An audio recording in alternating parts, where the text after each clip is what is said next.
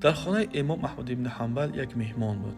بعد از مهمانداری مهمان و رفتن مهمان از خانه امام احمد ابن حنبل روانه مسجد شد تا نماز خفتن با جماعت بخواند.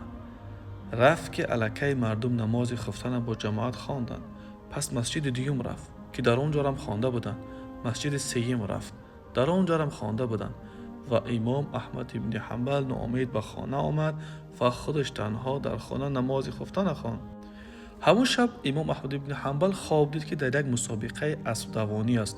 اسب امام از هم عقیب است، همین قدر کوشش میکنه پیش نمیره، از هم عقیب است. وقتی که تفسیر خواب امام احمد کردن گفتن سببش از نماز جماعت دیر بودن امام بود. این فضل و کرم و عظمتی نماز جماعت نشان میتیه. اگرچه امام زمان بودن، با وجود او فضل نماز جماعت اجرش دیگه است.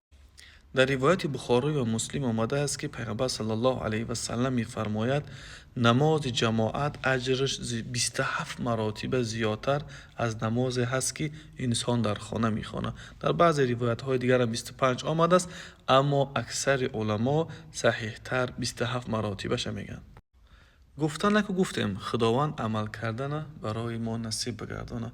خداوند این فضیلتی نماز با جماعت خواندن برای ما نصیب بگردانه.